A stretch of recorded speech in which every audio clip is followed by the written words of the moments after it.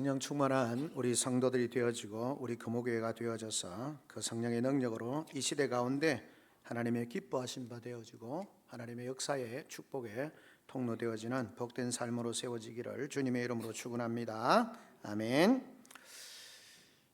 우리가 살아가면서 때로는 깊은 그런 절망의 골짜기를 지날 때가 있습니다. 종종 한 해를 돌아보거나 할 때에 우리의 인생이 짧게는 이 한 해, 또 좀 더 길게는 우리 한 10년, 더 길게는 우리의 일생을 돌아보면 기쁠 때도 있고 슬플 때도 있고 고난의 시간도 있고 영광의 순간도 있고 절망과 고통의 순간들이 다 있습니다. 우리가 아는 것처럼 야곱이 바로 앞에 서서 내 인생이 120세, 120년 살았는데 참 수고와 고통과 아픔, 참 인고의 세월을 보내었다, 그렇게 고백하는 것을 보게 되었습니다. 마찬가지로 우리의 삶 자체가 그런 여러 가지 굴곡진 인생을 살게 되어지는 거죠. 때로는 개인적인 실패와 좌절, 가정의 위기 또는 교회의 갈등, 이런 것들 속에서 우리는 종종 가장 먼저 생각되는 것이 뭡니까? 하나님 진짜 살아계신가? 하나님이 우리를 버리셨는가? 우리를 멀리 하시는가? 라고 하는 의구심에 빠지기도 하는 것입니다. 내가 믿음이 없다, 단순히 그렇게 생각하는 것이 아니고 우리의 인생 가운데 현실적인 상황과 우리가 믿음으로 바라보는 그런 기대와 소망이 너무 차이가 나기 때문에 그런 고민과 갈등, 영적 의문, 이런 것들이 우리에게 드는 것은 당연하다라고 그렇게 말할 수 있겠습니다. 그런 시대 가운데서 우리가 어떻게 절망과 아픔과 현실적인 고통 가운데서 그 상황에 함몰되지 아니하고 우리의 믿음의 삶을 아름답게 지속적으로 이어갈 수 있고 또 우리의 삶을 통해서 영광을 받으실 하나님을 기대하면서 그렇게 믿음의 걸음을 걸어갈 수 있을까 하는 것을 말씀을 통해서 살펴보려고 하는 것입니다. 오늘 본문의 배경은 그렇습니다. 예레미야 애가라는 것은 우리가 아는 것처럼 슬픈 노래입니다. 통곡일 수 있고요, 눈물의 노래일 수 있습니다. 바로 이 애가서는 그런 절망의 한복판에서 서여진 그런 책입니다. 기원전 587년에 우리가 아는 것처럼 예루살렘이 완전히 파괴되어지고 성전이 불타버린 그 참혹한 현실, 어쩌면 자기들의 정체성이 완전히 무너져버리는, 하나님 우리와 함께 하셔서 우리는 절대 망하지 않는다 라고 생각했던 그 예루살렘, 하나님의 거룩한 도성이었던 예루살렘, 하나님의 영광으로 충만할 것이라고 말했던 그 예루살렘, 완전히 초토화되어진 상태에서 우리는 뭔가 하나님은 살아계신가? 하나님 역사하시는가? 라고 하는 처절한 현장에서 그 참혹한 현실 속에서 직면해 있는 선지자가 놀랍게도 놀라운 신앙의 고백을 통하여서 자신의 삶의 반전과 기대와 소망으로 나아가는 그런 모습을 보게 되어지는 것입니다. 오늘 이 말씀을 통해서 절망 속에서 어떻게 소망을 발견할 수 있는지, 그리고 그 상황이 어떻게 우리로 하여금 서로를 격려하고 서로를 돌아보며 주의 거룩한 공동체를 아름답게 세워가는 그런 삶으로 나타날 수 있을까, 해답을 찾아보려고 하는 것입니다. 첫째는 기억의 전환이 우리의 어떤 삶에 새로운 소통을 가져오게 되어지고 그것을 통해서 하나님의 놀라운 역사가 시작되어진다라고 하는 것을 우리에게 보여주고 있습니다. 사실 우리 인생은 무엇을 기억하느냐에 따라서 절망에 빠지기도 하고 아주 희망찬 소망을 품기도 하는 것입니다. 사실 에가서의 저자는 19절에 보면, 우리가 읽지는 않아서 20절부터 읽는데 19절에 보면 이렇게 말합니다. 내 고초와 재난 곧 숙과 담접을 기억하소서라고 그렇게 고백을 하고 있는 것을 보게 되어집니다. 그러니까 이 예레미야 에가서의 저자가 자기가 처해 있는 상황, 자기가 당하고 있는 상황을 뭐라고 표현하냐면 고초와 재난이라고 그렇게 말합니다. 엄청난 고초를 당하고 있고 엄청난 재난의 상황 가운데 있는데 그것이 어떤 거냐? 쓴 쑥을 먹는 것과 같고 담즙, 정말 뭐랄까요? 쓴 그런 담즙을 마신 그런 상황과 같은, 그러니까 고통스럽고 쓰라린 그런 상황 가운데 있는 것을 기억해 달라라고 그렇게 간구하고 있는 것을 보게 되어집니다. 그리고 20절에는 이어서 말합니다. 내 마음이 그것을 기억하고 내가 낙심이 되오나. 내가 처해 있는 재난과 고초, 썬쑥을 먹고 담즙을 마신 것과 같은 그 처절한 고통의 상황을 우리가 기억할 때에 그것을, 내 마음이 그것을 기억하고 내가 낙심이 된다. 그러니까 지금 내가 처해 있는 상황을 바라보니까 낙심이 되는 거예요. 내가 왜 이러냐? 하나님 백성인데 내가 왜 이 모양이냐? 내가 왜 이렇게 고통스럽냐? 왜 나만 이렇게 고통스럽냐? 나는 왜 뭐가 잘 안 되냐? 이런 절망적인 고통의 내 속에, 내 마음에 있음으로 인해서 내가 어떻다는 겁니까? 낙심이 된다. 그러니까 예루살렘이, 하나님의 도성 예루살렘, 하나님의 성전인 그 예루살렘 성전이 다 무너진 상태에서 그들이 당한 육체적인, 정신적인, 영적인 시련을 당하면서 낙심이 된다. 소망이 없는 거예요. 내가 무슨 소망을 가지고, 내가 이 모양이 되어졌는데 무슨 소망을 가지고 살아갈 수 있을까라고 하는 절망적인 상황에 처하게 되어졌다라고 하는 것입니다. 현실적인 지금 직면하고 있는 상황은 뭔가 벗어날 수 있을 만한 기대감이 전혀 없는, 현실적으로 고난이고 그 다음에 고통이고 재난이고 그것으로 인해서 마음은 낙심이 되어지고 그런 절망적인 상황이 현실적으로 내게 지금 다가와 있다는 것입니다. 그런데 놀랍게도 21절에 이 저자가 뭐라고 말하냐면 이것을 내 마음에 담아 두었더니 그것이 오히려 나의 소망이 되어 사옴은 이라고 말합니다. 이게 좀 앞뒤가 분명히 조금 이상한 것처럼 보입니다. 그래서 여기서 내 마음에 담아둔 것이면 이것을 내가 마음에 담아두었다. 이게 뭐냐? 고난과 고초와 이런 것들을 내 마음에 두었느냐? 그것이 아니고 22절에 나오는 말씀입니다. 여호와의 인자와 긍휼하심이 무궁하심으로 우리가 진멸되지 아니하였다. 자, 현실적인 문제에 있어서는 내가 지금 어떤 이유에서든 예루살렘도, 예루살렘 성전도 무너지고 고초를 당하고 재난을 당하고 썬쑥을 먹고 담즙을 마신 것과 같은 굉장히 고난스러운 상황 가운데서 그것을 생각할 때마다 낙심이 되어져.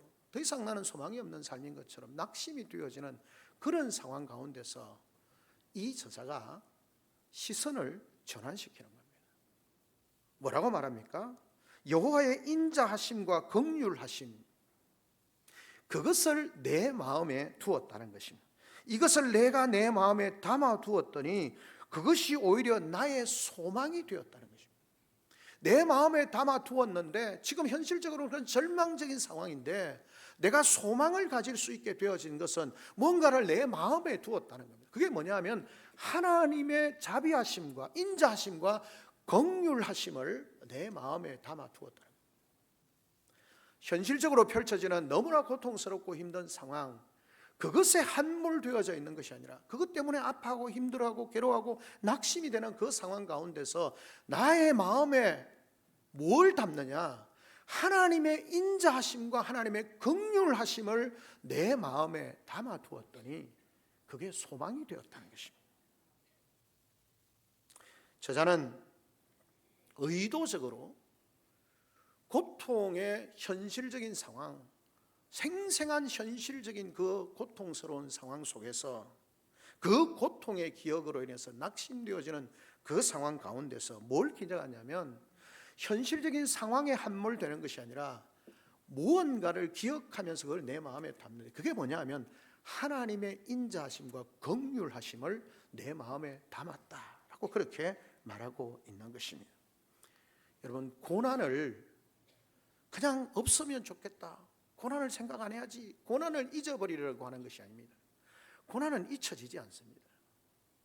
고난은 내 삶 속에 체득되어진 것이기 때문에, 피부로 느끼는 것이기 때문에 고난이 결코 잊혀지지는 않습니다. 그런데 시인은 그 변치 않고 없어지지 않는 고난이 아니라 그 고난의 현장에서 동일하게 고난 가운데서 변하지 않는 하나님의 사랑을 그 인자를, 긍휼을 생각하기로 선택한 겁니다. 생각의 전환을 바꾸는 거죠.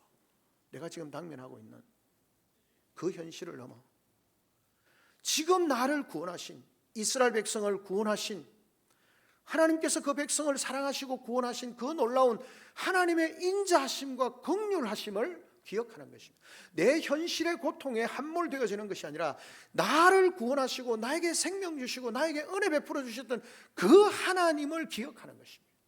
그것이 우리의 삶의 전환의 출발점입니다. 절망의 삶에서 벗어나서 소망의 삶으로 나아갈 수 있는 첫 번째가 뭐냐 하면, 우리가 현실적으로 당면하고 있는 그것을 무시하라는 것이 아니라 그 속에서, 그런 고난 속에서도 나를 사랑하시고 구원하신 그 하나님의 인자하심과 긍휼하심을 기억하고 그분을 바라보는 것입니다. 그때에 절망이 소망이 되는 것입니다. 그때에 하나님과의 소통이 시작되는 것입니다. 우리가 고통 속에서도 하나님께 우리의 아픔을 토로하고 동시에 하나님의 성품, 그 인자하심과 긍휼하심과 자비로우신 그 하나님을 기억할 때에 우리가 나아갈 수 있는 것 아닙니까? 황자가 아버지를 떠나서 무시하고 그냥 절망적인 상황 가운데 있다가 그 절망과 고통의 상황에서 뭘 기억합니까? 아버지를 기억하는 거예요. 하나님 아버지, 아니 우리의 아버지, 우리의 아버지의 집에는 풍족한데, 종들마저도 풍성한데, 그 아버지는 사랑이 많은데, 그 끝없는 나락 돼지우리에서 그 부유한 상황 가운데 나갔다가 돼지우리에서 돼지들이 먹는 지엄열매를 먹는 그 상황에서 얼마나 현실적으로 처절하고 비참합니까? 그 상황에서 뭘 기억합니까? 아버지를 기억하는 겁니다. 그 아버지를 기억하는 순간 그가 뭘 합니까? 아버지께로 돌아가야 되겠다. 내가 아버지의 아들이라고는 말을 하지 못하지만 아버지께로 돌아가야 되겠다. 삶의 전환이 시작되는 것입니다. 우리가 고통 속에서 하나님께서 우리 아픔을 토로하고, 하나님께 우리 아픔을 토로하고 그렇게 할 때, 하나님의 성품을 기억할 때 우리는 하나님께로 나아갈 수 있고 영적인 소통이 시작되는 것입니다. 이런 소통은 우리 자신과의 대화이기도 합니다. 우리가 잘 아는 시편 42편에 보면 시인이 그렇게 고백합니다. 내 영혼아, 네가 어찌하여 낭심하며 어찌하여 내 속에서 불안하는가, 불안해하는가? 너는 하나님께 소망을 두라. 시인이 고백합니다. 자신을 보니까 그냥 늘 걱정만 하고 불안하고 두려워하는 거예요. 현실적인 어려움 앞에서 그냥 걱정만 하고 염려만 하고 두려워하고 막 죽을 맛인 거예요. 근데 사인이 생각해 보니까, 자신이 생각해 보니까 내가 지금 뭐 하고 있냐? 하나님이 살아계신데, 하나님이 전능하신 하나님이신데, 하나님이 나를 사랑하시는데 내가 지금 뭘 하고 있냐? 내 영혼아, 이 어리석은 영혼아, 왜 두려워하고 염려하고 걱정만 하고 있냐? 하나님에게 소망을 두라. 스스로 자문하면서 스스로 자신과 대화하는 겁니다. 사는 성도 여러분, 절망의 상황, 우리 인생을 살아가면서 어려움과 위기와 고난을 당하지 않을 때가 없지 않습니까?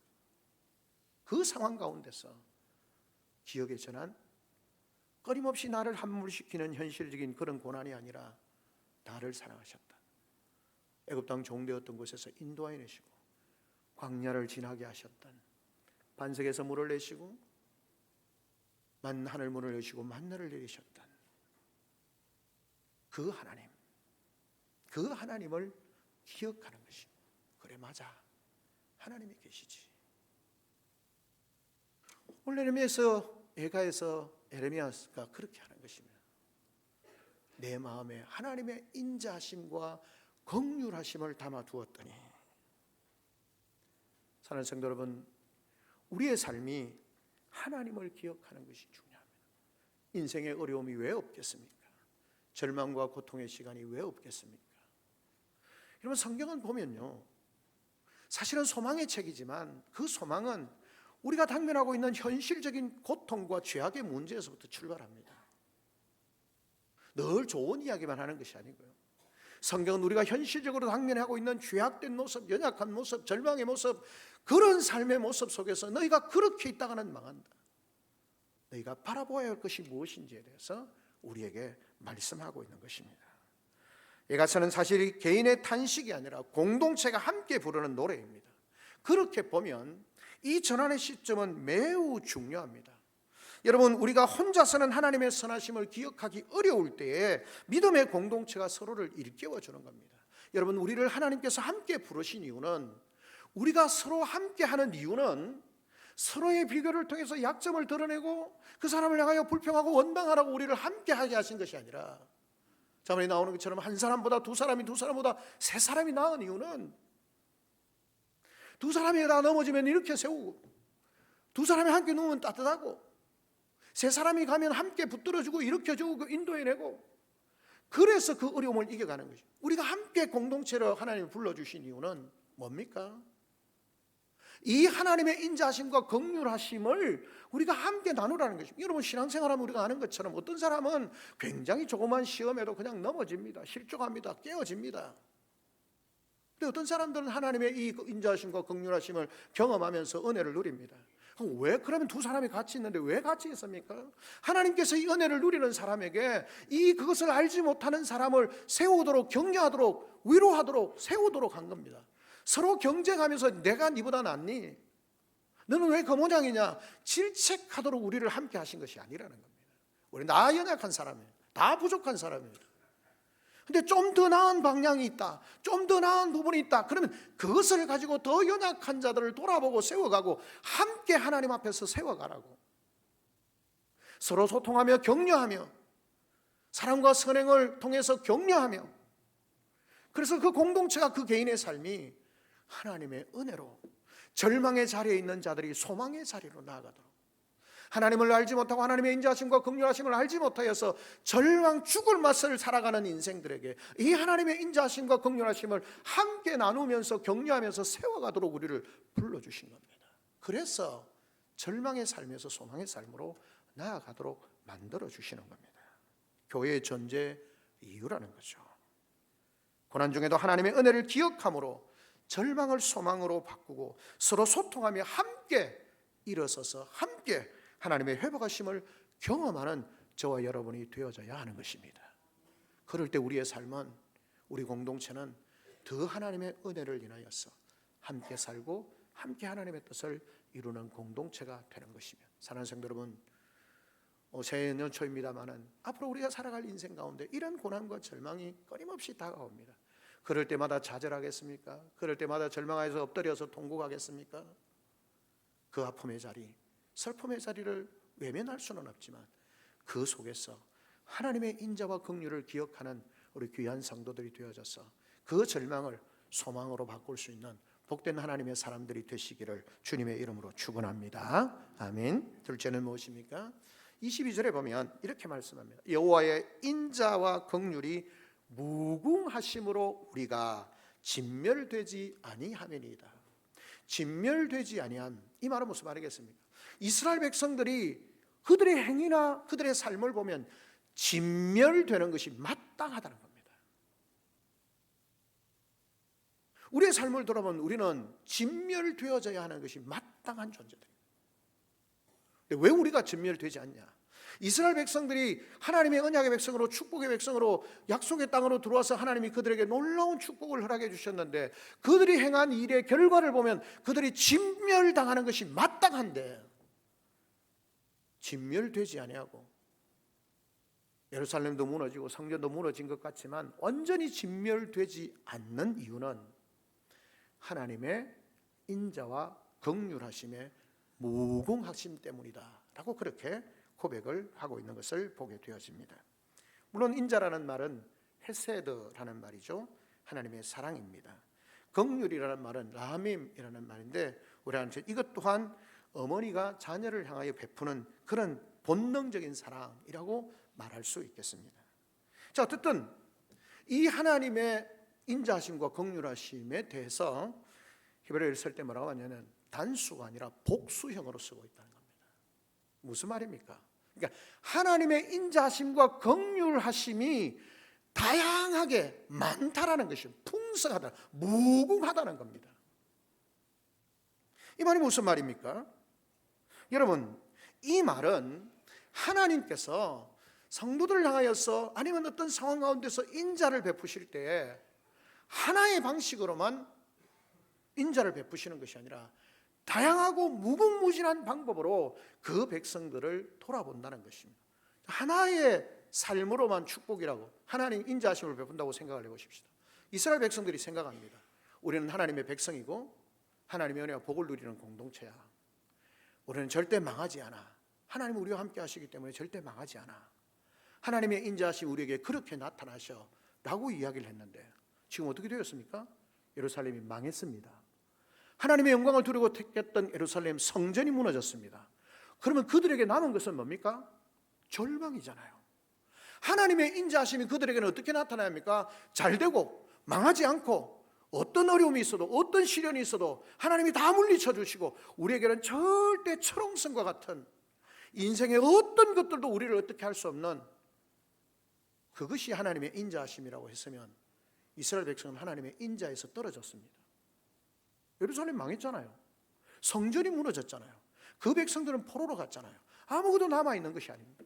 그런데 하나님이 그때 뭐라고 말씀합니까? 하나님의 인자하심, 이 에레미야 선지자가 말합니다. 하나님의 인자하심과 긍휼하심이 무궁하다는 겁니다. 여러분 이게 말이 됩니까? 예루살렘은 다 망해버렸고 성전도 무너졌고 백성들은 포로로 잡혀갔고 정치적으로 경제적으로 영적으로 완전히 황폐화 되어져 있는데 그곳에서 하는 말이 뭡니까? 여호와의 인자하심과 긍휼하심이 무궁하다니요. 그게 어떻게 하나님의 인자하심이 무궁할 수 있습니까? 근데 예레미야 선지자가 말하는 거예요. 우리가 완전히 진멸되지 않는 것, 지금 우리 이런 상태에 있지만 완전히 진멸되지 않는 것은 하나님의 인자하심과 긍휼하심의 무궁하심 때문이라. 우리 좀 받아들일 수 있겠습니까? 그런데 하나님 말씀합니다. 나의 인자함과 긍휼함이 무궁하다는 겁니다. 왜요? 하나님 없이 잘 될 수 있는 것처럼 하면서 열심히 해서 뭔가 잘 되는 것처럼 보였는데 그러면 그렇게 살면 그냥 투시면 되지 왜 망하게 하냐. 여러분 그렇게 살다가는 일시적으로는 잘 되는 것처럼 보이지만 영원한 멸망으로 하나님 없이 그들의 삶이 성공할 거라고 생각하면서 살다가 일시적으로 잘 되는 것처럼 보이지만 영원한 멸망으로 들어갈 수 있는데 하나님이 그걸 보실 수가 없는 거죠. 왜요? 그들을 살리시고 그들에게 본질적으로 본능적으로 궁극적인 축복을 주시기를 원하시는 분이 하나님이신데 그들이 일시적인 단맛을 보다가 망하게 되어지는 상태를 하나님이 두시지 않는 거예요. 그래서 그들을 진멸시켜서, 아니 예루살렘을 무너뜨리더라도 이스라엘을 포로로 잡혀가게 하는 그 상황이 되게 하더라도 그들이 하나님께로 돌아올 수 있도록 하나님에게 생명이시고 영원이신 그 하나님께로 나올 수 있도록 하기 위해서 그들에게 예루살렘을 무너뜨리기도 하고 하나님의 영광을 두려고 했던 그 예루살렘 성전도 무너뜨리기도 하고 그것을 통해서 하나님께로 나오라고 하나님이 긍휼과 자비를 베풀고 계신다라는 것입니다. 우리 인생이 다 그런 것은 아니지만 아픔과 고통 가운데 있을 때에 하나님께서 그 속에서 인자와 긍휼을 베푸시는 하나님이라는 것을 기억해야 합니다. 내 현실적인 문제 때 하나님 나를 버리셔서 내가 하나님의 영광을 드러내야 되는 삶인데 이렇게 무너져서 내가 무슨 하나님의 영광을 드러낼 거야. 하나님 나를 버리셔서. 아니요. 제가 가끔 설교하는 것처럼 여러분은 무너져도 무너진 여러분의 삶을 통해서 하나님이 영광을 받으십니다. 여러분이 성공한 것처럼 보이는 그 자리에서 하나님의 영광이 가려질 수 있습니다. 기억해야 합니다. 하나님 말씀하시는 거예요. 하나님의 무궁하신 인자. 왜 중요할까요?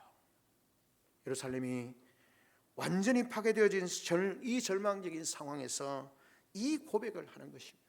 만약 하나님의 인자가 단수였다면, 한 가지의 방식만 사랑이었다면 우리는 그 사랑이 끝났다고 생각하고 더 이상 우리는 소망이 없다고 말할 것 아닙니까? 그러나 복수로서 헤세드가 아니라 하스드이라고 하는 복수를 통해서 하나님의 사랑은 그 사랑의 창고가 인자하심이 무궁무진하다는 겁니다. 실패했을 때는 용서하시는 인자하심으로, 넘어졌을 때는 일으키시는 인자하심으로, 상처받았을 때는 치유하시는 인자하심으로, 길을 잃었을 때는 인도하시는 은혜로, 적들의 끊임없는 침묵 속에서는 방패가 되어주셔서 그들의 모든 창칼을 맞으시면서 그들을 보호하시는 인자하심으로 다양한 사랑의 행위들을 하나님께서 나타내 보이셨습니다.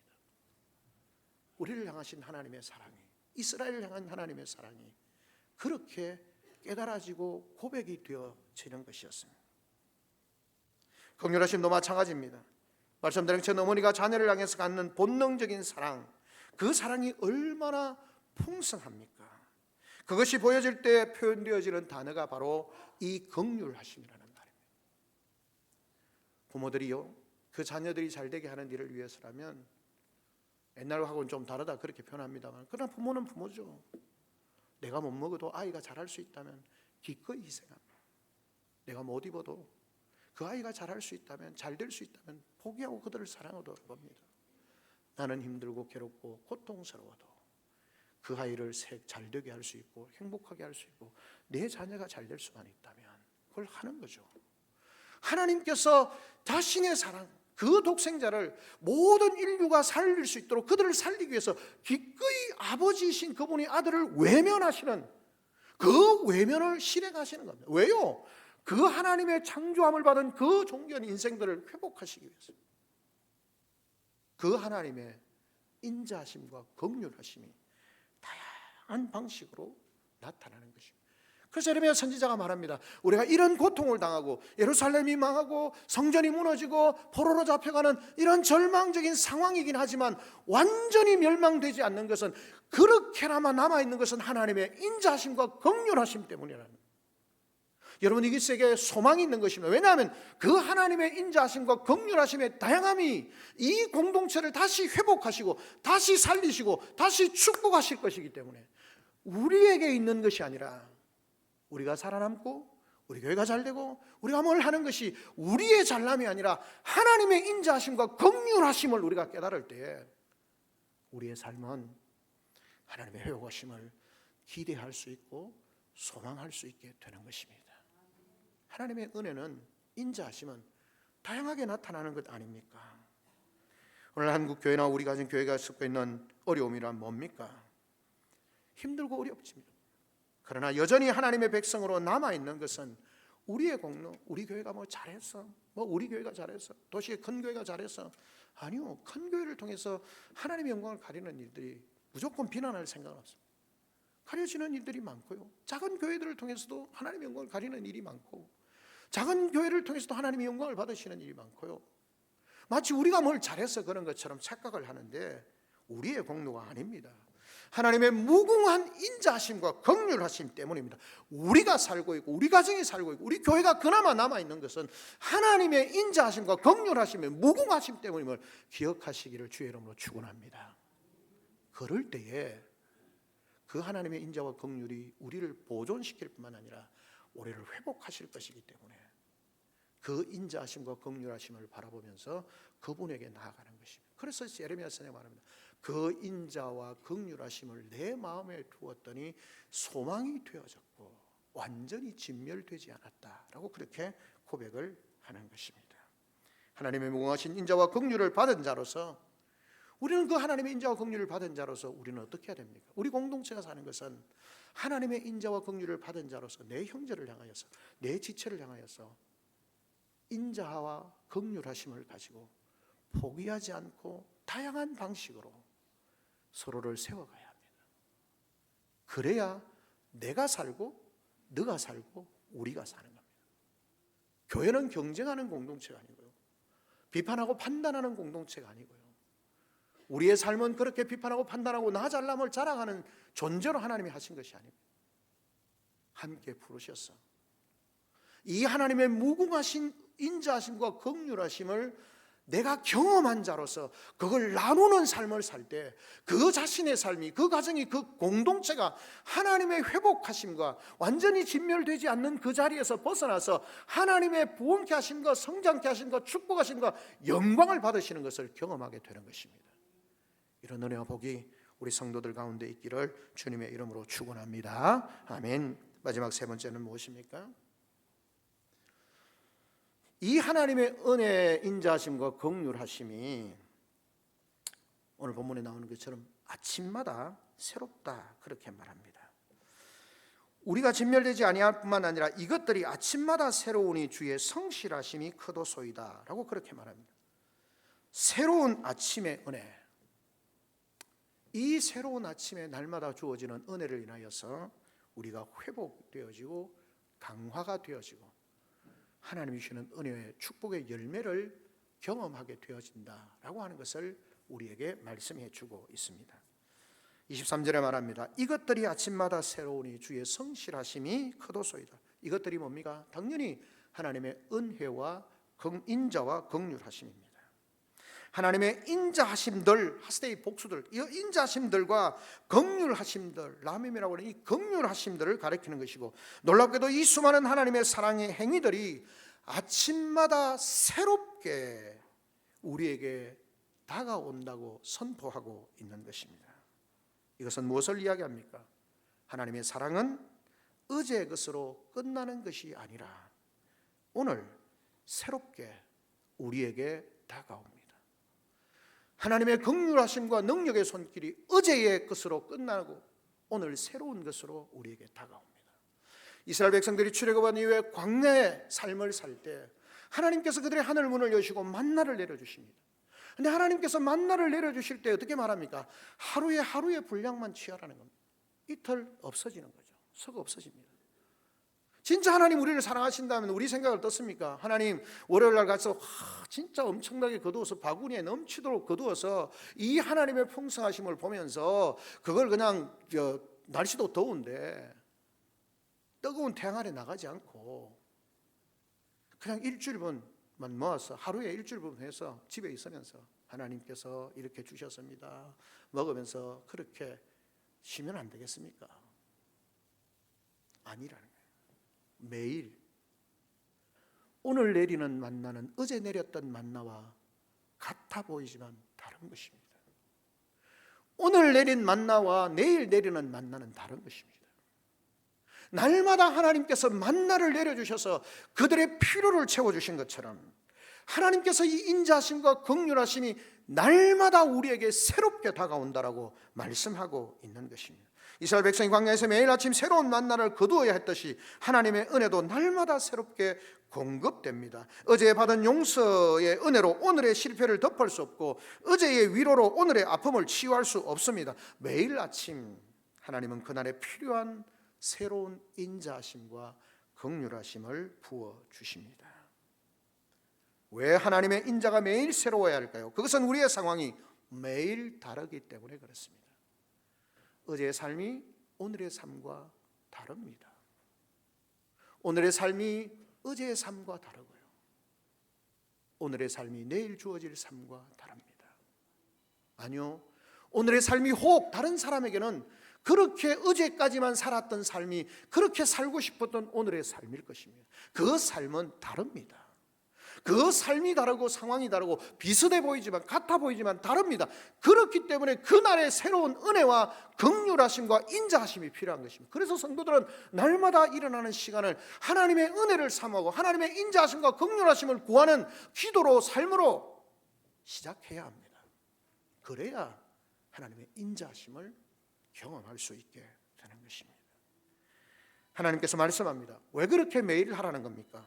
그 말씀은 하나님께서 매일 새로운 은혜로 새로운 인자로 하나님이 너희를 만나기를 원하신다는 겁니다. 우리를 구원하신 하나님은 한번 구원해놓고 버려두시는 하나님이 아니라 매일 하나님이 우리를 만나시기를 원하고 매일 우리가 만나와 교제하기를 원하시고 그 하나님의 인자하심을 그들에게, 하나님의 긍휼하심을 그들에게, 하나님의 능력을 그들에게, 하나님의 자비하심을 그들에게 나타내기를 원하시는 분이라는 겁니다.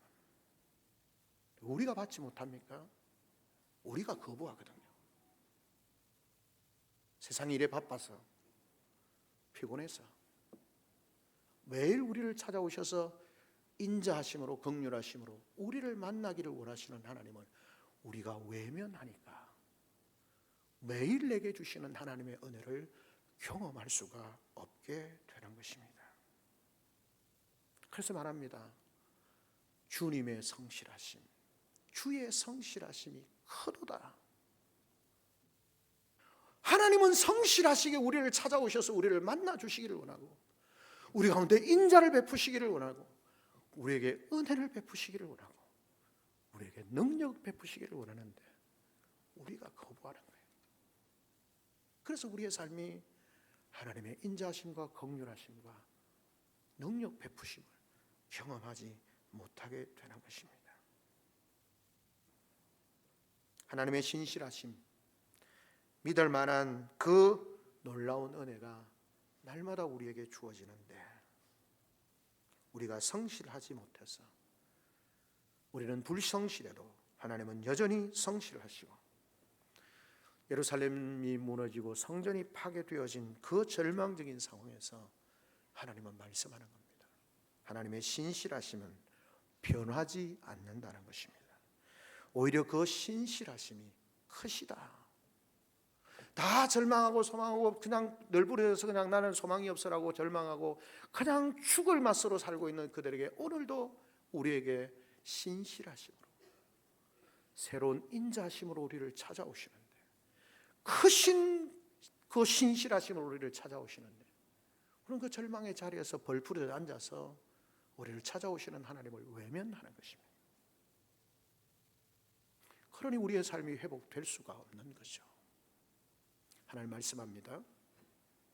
아침마다 새로우니 주의 성실하심이 크도다.